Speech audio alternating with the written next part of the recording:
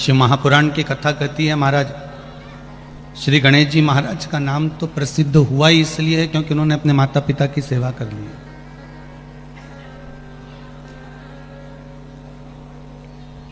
नहीं तो शीश कट गया था, मस्तक कटा हुआ था। और अगर शीश कट गया था, मस्तक कट गया था, तो हमारे यहां तो कहते हैं कि खंडित मूर्ति पूजी नहीं जाती है।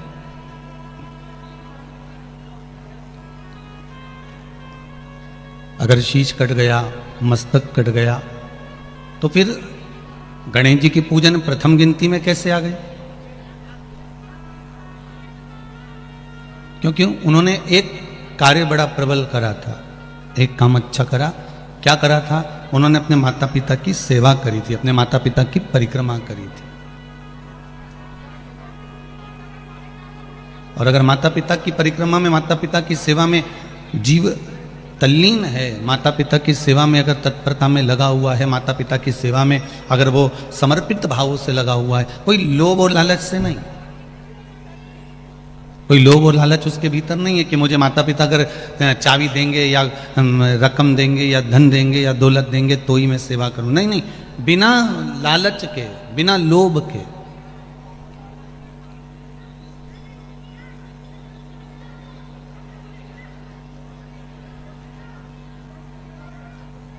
बिना लोभ और लालच के अगर हम भगवान की सेवा कर रहे हैं या बिना लोभ और लालच के हम अपने माता पिता की सेवा कर रहे हैं तो उसका हमको फल जरूर मिलने वाला है। वो माता पिता भले वो कुछ दें चाहे ना दें, पर आप अगर किसी जीव की सेवा कर रहे हैं, माता पिता की सेवा कर रहे हैं, गौ माता की सेवा कर रहे हैं, संत ब्राह्मण साधुजन गुरुजन की सेवा कर रहे हैं, तो आपको उसका लाभ मिलेगा जरूर, उसका लाभ अवश्य प्राप्त होगा। ठीक है, उसका लाभ आपको मिल जाएगा।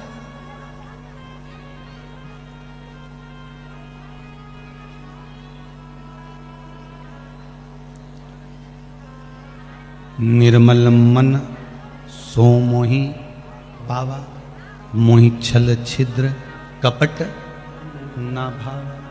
भगवान कहते हैं कि आप मुझे निर्मल मन से, निर्मल भाव से, निर्मल दिल से, निर्मल चित्त से आप मुझे अगर रिझा रहे हो तो मैं मिल जाऊं। कुंदकेश्वर अर्थात गणेश जी के हाथ में जो कुंदुक होता है, उस कुंदुक, जो गणेश जी के हाथ में कुंदुक होता है, 7 दुर्बा। कितनी दुर्बा लेना है? दुर्बा बोलते हो, दुर्बा बोलते हो, पंजाब में क्या बोलते हैं? दुर्बा ही बोलते हैं ना। तो 7 दुर्बा, उसके पीछे के हिस्से में लाल चंदन लगाना और गणेश जी को कुंदकेश्वर महादेव के नाम से समर्पित करना। जब दुर्बा चढ़े, उस पहले तो आप कुंदकेश्वर महादेव का नाम ले लेना। जब दुर्बा गणेश जी के पास में चढ़े तब चंद्र गणेश का स्मरण कर लेना और अपने दिल की बात बाबा से प्रार्थना कर कर उस दुर्बा को चढ़ाओ।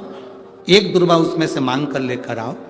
जिस दुर्बा को जब मांग कर लेकर आओ तो वो, जो व्यक्ति नशे में धुत रहता है या गलत काम में धुत रहता है, उसको वो दुर्बा सुबह खाली पेट एक दुर्बा उसको खाने को दो। नहीं खाए तो उसको कोई भोजन आदि के साथ में उसको दो। उसका नशा धीरे धीरे धीरे धीरे वो छोड़ देगा और श्रेष्ठ बन जाएगा।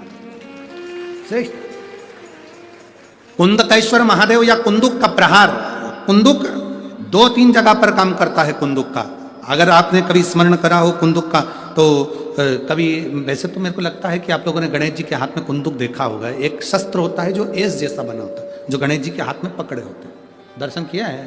तो वो कुंदुक कहलाता है। जो बहुत चिड़चिड़ा हो जाए, बहुत अपशब्द कहना, बहुत ताने देना, बहुत गाली देना, बहुत आड़ा टेढ़ा कहना, जरा जरा सी बात में बिखर जाना, क्रोध आ जाना।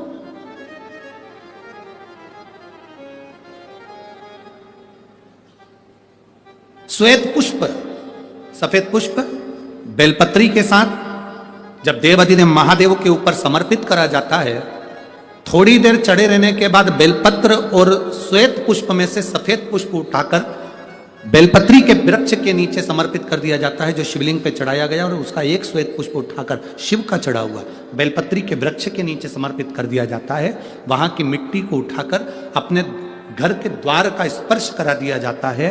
तो क्रोध करने वाला व्यक्ति, चिड़चिड़ करने वाला व्यक्ति कुंदकेश्वर महादेव का नाम लेकर जब वो रज लगाई जाती है, मिट्टी लगाई जाती है, तो वो धीरे धीरे क्रोध करना बंद कर देता है। घर में पूरे शांति और आनंद की अनुभूति होने लगती है। ये कुंदकेश्वर है, ये साधारण नहीं है कुंदकेश्वर। माता पार्वती ने कुंदुक उठाकर प्रहार करा, और जैसे ही माता पार्वती ने कुंदुक उठाकर प्रहार करा, प्रहार करते से विदल उत्पल के ऊपर प्रहार करते से विदल उत्पल के प्राण चले जाते हैं और वो कुंदुक भगवान शंकर के चरणों में जाकर गिर जाता है। जब शिवजी के चरणों में कुंदुक जाकर गिरा, तब शंकर भगवान के चरणों में माता पार्वती जी ने जाकर देखा तो उनके चरणों में चोट लगी हुई थी, क्षमा मांगी, चरणों में गिर गई मां। और शिव जी ने कहा, पार्वती तुम दुख ना मनाओ, तुम्हारे कुंदुक का मेरे चरणों में गिरना, मेरा नाम आज से कुंदकेश्वर होगा। पार्वती, मेरे चरणों में कुंदुक का प्रहार हुआ और मेरा नाम कुंदकेश्वर हुआ। आज के बाद मृत्यु लोक में रहने वाला व्यक्ति, उसके शरीर में अगर कोई रोग, कोई दुख व्यापेगा और वो मेरे कुंदकेश्वर की कथा को पूरी सुन लेगा या कुंदकेश्वर के नाम का उच्चारण कर लेगा, तो उसके दुख का, उसके शरीर के रोग का मैं निवारण कर दूंगा। वो कुंदकेश्वर महादेव है। बोल कुंदकेश्वर महादेव की। वो कुंदकेश्वर महादेव, कुंदुक का नाम रखकर कुंदकेश्वर।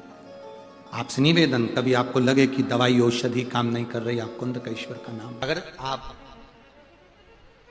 परिक्रमा कर रहे हो,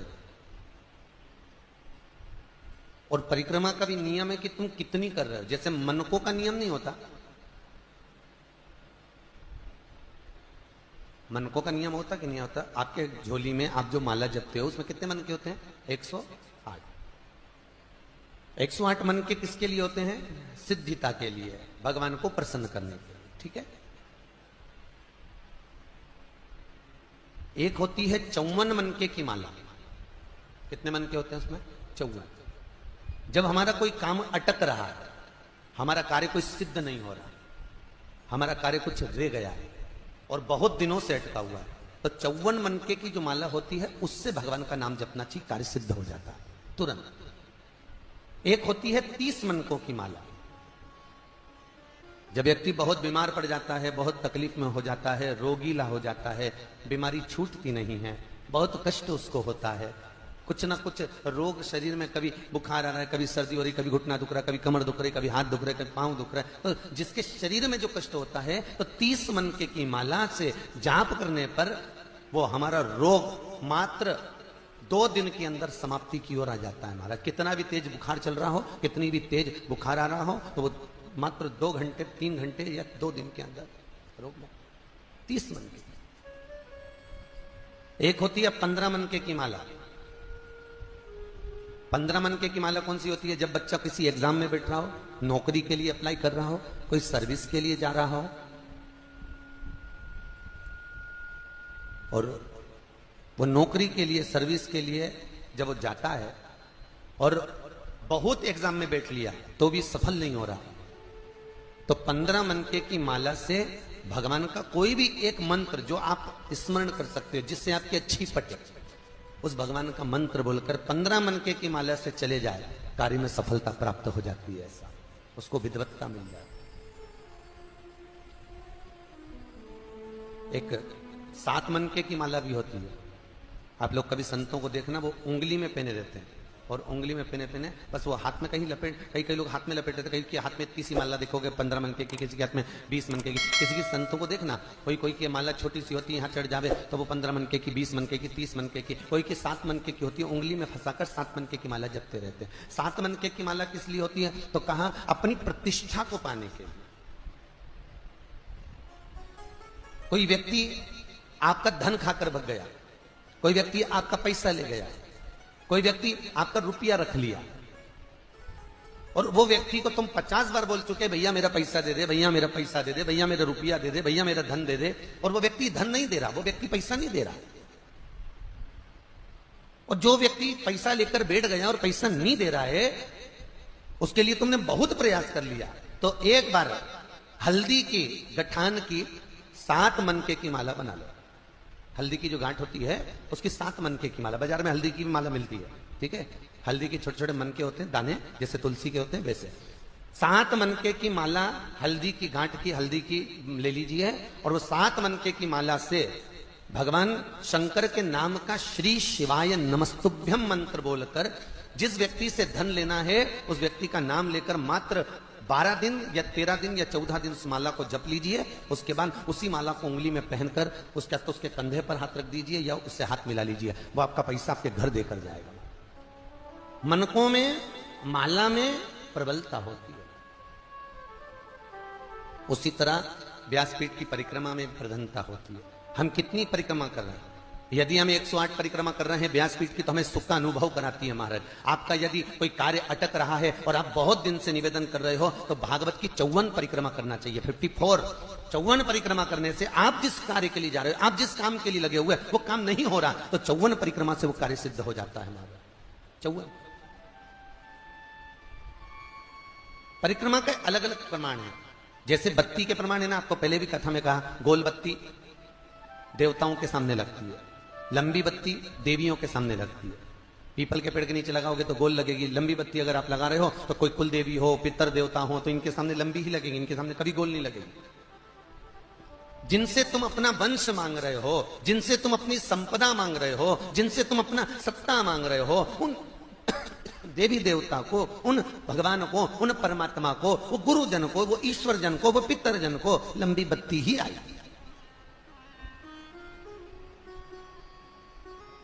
पीपल के पेड़ के नीचे कभी लंबी बत्ती नहीं आती, याद रखना। पीपल के पेड़ के नीचे हमेशा गोल बत्ती है। अगर लंबी बत्ती आपने पीपल के पेड़ के नीचे लगाई है तो उसमें दरिद्रता देवी का वासा हो जाता है, ठीक है, ज्येष्ठा का। और अगर गोल बत्ती लगाई है तो नारायण का वासा होता है, उसमें लक्ष्मी का वासा है। जो लगाता है उसको फलीभूत होती है, उसको श्रेष्ठता होती है। तो यहां परिक्रमा का प्रधान है। और भागवत महारानी की परिक्रमा जब भी करी जाती है तो जहां व्यास जी महाराज बैठते हैं तो व्यास जी का जो राइट हैंड होता है, जैसे ये भाग, तो इस कोने से परिक्रमा प्रारंभ कर कर इस कोने पर एक गिनी जाती है। पर ज्यादातर लोग भागवत की जो परिक्रमा करते हैं आगे से प्रारंभ कर कर आगे जाकर प्रथम मान लेते हैं। पर भागवत के मुखाग्रविंद चरणारविंद का जो स्मरण किया जाता है, भगवान इस प्रकार से लेटे हुए द्वादश अक्षर, तो भगवान के चरणारविंद से परिक्रमा को प्रारंभ कर कर भगवान के चरणारविंद पर विराम दी जाए। भागवत भगवत तत्वकार महाराज। जैसे गणेश जी को 2 तरह की दुर्वा समर्पित होती है, एक हरि दुर्वा, एक श्वेत दुर्वा। हम हरि दुर्वा गणेश जी को जो चढ़ाते हैं वो कार्य सिद्धि के लिए, लक्ष्मी प्राप्ति के लिए, समृद्धि के लिए चढ़ाते हैं। हम सफेद दुर्वा जो गणेश जी को चढ़ाते हैं वो रोग मुक्ति के लिए और अपने काम की सफलता के लिए चढ़ाते हैं। दो प्रकार होते हैं।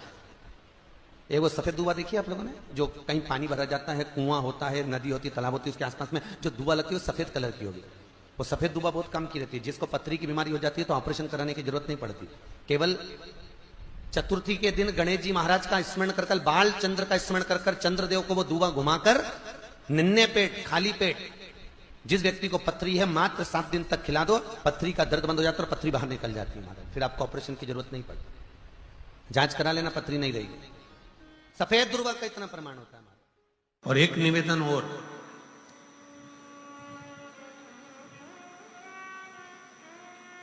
आप यदि कोई कार्य के लिए निकल रहे हो, कोई कार्य करने के लिए जा रहे हो और आपका मन उस कार्य में डामाडोल हो रहा है, ये होगा कि नहीं होगा, सफलता मिलेगी कि नहीं मिलेगी, मैं कोर्ट में जा रहा हूं या पैसी पर जा रहा हूं या कोई जमीन का लफड़ा है या कोई प्रॉब्लम है, इसमें सफलता मिलेगी कि नहीं मिलेगी। जब आपके 2 मन, और ऐसा तो संसार में कोई जन्मा ही नहीं जिसके 2 मन ना हो। घर से कथा सुनने निकलते हो तो 2 मन हो जाते हैं, आज पीली साड़ी पहन के जाऊं कि नीली पहन कर जाऊं। 2 मन जब भी हो जाते हैं। भोजन करने बैठते हो तो भी 2 मन हो जाते हैं, दाल खाऊं कि गोभी की सब्जी से पहला टुकड़ा खाऊं। रोटी का पहला टुकड़ा जब तोड़ने का नंबर आता है तो सोच में आता है कि इससे खाऊं कि इससे खाऊं कि इससे खाऊं। 2 मन तो वहां पर भी है। किसी के यहाँ शादी में गए, किसी के यहाँ शादी में पहुंचे और शादी में पहुंचकर वहां बहुत सारे स्टॉल लगे हैं, खाने की बहुत सारी व्यवस्था करी गई है।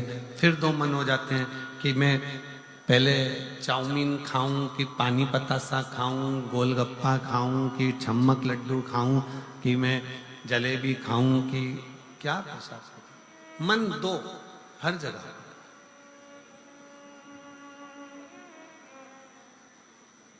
और ऐसा नहीं है कि मन दो नहीं होते, मन विचलितता देते।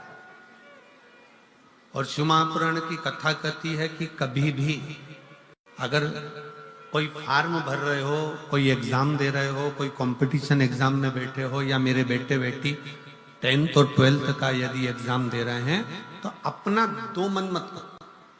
तुम एक मन बनाओ कि मैं इस एग्जाम में बैठ रही हूं और मेरा विश्वास कहता है कि मैं शंकर पर पूरा भरोसा करती हूं और मैंने रात दिन पढ़ाई करी है, तो मैं पास होकर मानूंगी, तो वो पास होकर ही मानूंगी।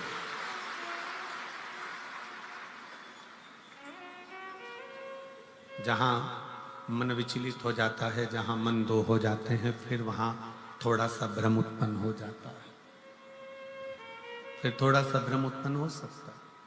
पर जब आपने एक विचार कर लिया कि मुझे सफलता मिलेगी, तो ये निश्चित है कि दुनिया में कोई ऐसा पैदा नहीं हुआ कि आपकी सफलता को रोक दे, आप आगे बढ़कर ही रहो। और एक निवेदन और है, मान लो किसी कारणवश सफलता नहीं मिली और आप सफल नहीं हुए, तो चिंता मत करना। चिंता करने की जरूरत नहीं है। एक बार अगर एग्जाम दिया, एक बार अगर अपन फील्ड में उतरे और एक बार में सफलता नहीं मिली, तो चिंता मत करो। ये मत सोचो कि पीछे हट गए। शिव महापुराण की कथा में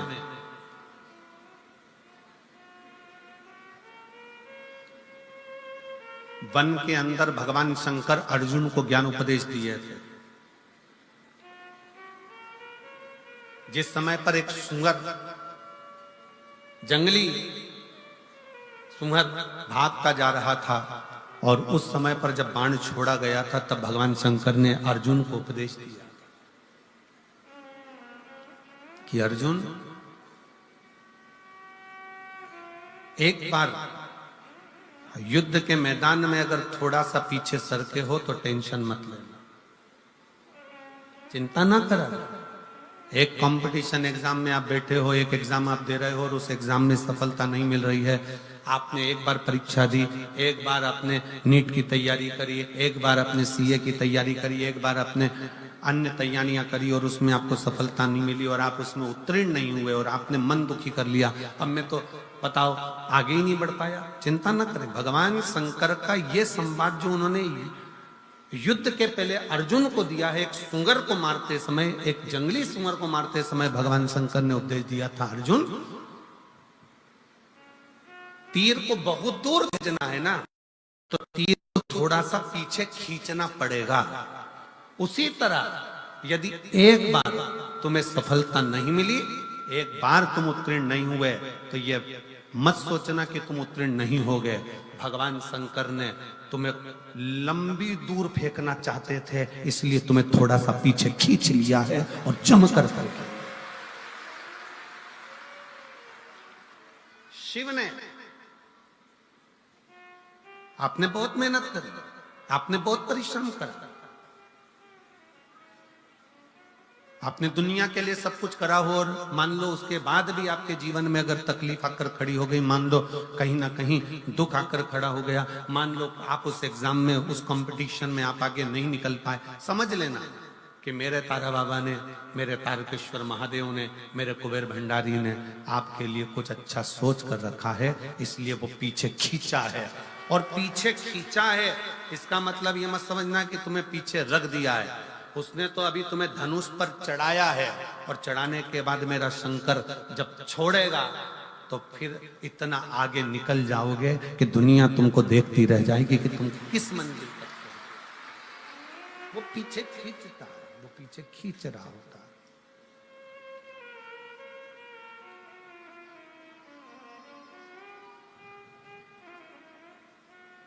खूब मेहनत करो, खूब परिश्रम करो, खूब अच्छी लगन से कार्य करो, और जितनी मेहनत से कर सकते हो उतनी मेहनत से करो। जिस समय पर तुम्हारा दो मन हो रहा हो, तुम्हें लग रहा हो कि मैं निकलूंगा कि नहीं निकलूंगा, तुम्हें लग रहा है कि ये एग्जाम में क्लियर कर पाऊंगा कि नहीं कर पाऊंगा, मैं पहुंचूंगा कि नहीं पहुंचूंगा, तो यही तीन स्थान, यही तीन स्थान, तीन अक्षत को इन तीन स्थान पर ही रखा जाता है। जो तीन स्थान अभी आपको बताए हैं, एक माता पार्वती जी का गोल स्थान हस्तकमल स्थान, दूसरा जहां से पानी बहकर नीचे की ओर जा रहा है उसी विराम स्थल पर, और तीसरा शंकर भगवान के शिवलिंग पर। ये तीन स्थान तीन अक्षत से पूर्ति कर देते हैं।